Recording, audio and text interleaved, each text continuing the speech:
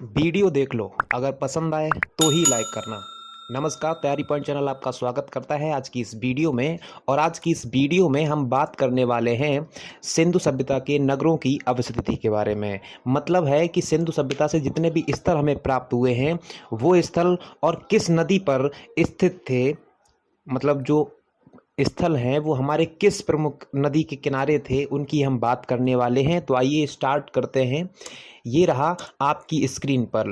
पहला हम नगर के बारे में बात करेंगे और साइड में दूसरी तरफ हम नदी के बारे में बात करेंगे। तो पहला नगर है आपका हड़प्पा। और हड़प्पा हड़प्पा की जो नदी है वो है रावी नदी। ठीक है ना। आइए सेकंड नंबर पर है मोहनजोदड़ो। मोहनजोदड़ो आपका था सिंधु नदी पर। ऐसे ही तीसरे नंबर पर चलहुदड़ो है, जो भी एक स्थल था, वो जो नदी पर था वो थी सिंधु नदी। ठीक है ना। अब आगे हम कोटदीजी की बात करते हैं, तो कोटदीजी भी हमारा सिंधु नदी पर ही था।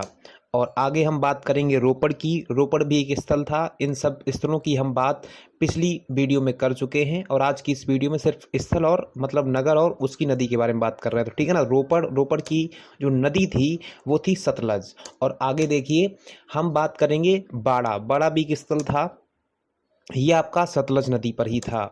और कालीबंगा। कालीबंगा है आपका घग्गर, जिसे हम पुरानी सरस्वती या फिर दृश्यवती भी बोलते हैं। आगे हम बात करेंगे मांडा। मांडा किस नदी पर है? ये है चिनाब नदी पर। आगे है बनावली। बनावली भी एक स्थल है जिसके बारे में हमने पहले पढ़ा था पिछली वीडियोस में। और इसकी जो नदी थी, ये जिस नदी के किनारे स्थित था उसका नाम था प्राचीन सरस्वती, जिसको हम रंगोई नदी भी बोलते हैं। आगे हम बात करेंगे सुतका गेडोर। सुतका गेडोर भी एक स्थल है जिसके बारे में हमने आपको पिछली वीडियो में बताया है। और ये जिस नदी पर था या फिर जिस नदी पर स्थित था या फिर जिस नदी के किनारे स्थित था उसका नाम था दास्क नदी। आइए आगे बात करते हैं सुतका को। सुतका को भी एक स्थल है और जो इस नदी पर था वो है सादी कौर, जिसको हम जो स्थित है अरब सागर में। और आगे हम बात करते हैं बालाकोट। बालाकोट भी एक स्थल है। बालाकोट जो स्थल है वो है हमारा बिंदार नदी पर। बालाकोट के बाद आलमगीरपुर है। आलमगीरपुर जो नदी है जो उसकी वो है हिंडन नदी, या फिर हिंड नदी को हम यमुना नदी की सहायक नदी भी बोलते हैं। आगे हम बात करें रंगपुर की।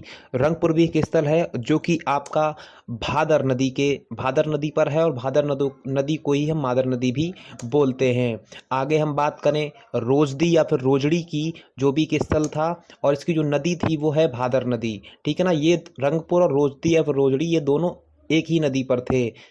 आगे हम बात करें मालवड़ की। मालवड़ भी एक स्थल है और जो कि आपका ताप्ती नदी पर था, ताप्ती नदी के किनारे स्थित था। ठीक है ना। आगे हम बात करें भगत राव की। भगत राव भी एक स्थल था जो कि आपका नर्मदा नदी के किनारे स्थित था। आइए आगे बात करते हैं। आगे आपका है लोथल। लोथल जो कि आपका भोगवा नदी के किनारे स्थित था। लोथल के बाद दैमाबाद आता है। दैमाबाद जो कि आपका प्रवरा नदी के किनारे स्थित था, जिसको हम या फिर प्रवरा नदी को हम गोदावरी की सहायक नदी भी बोलते हैं।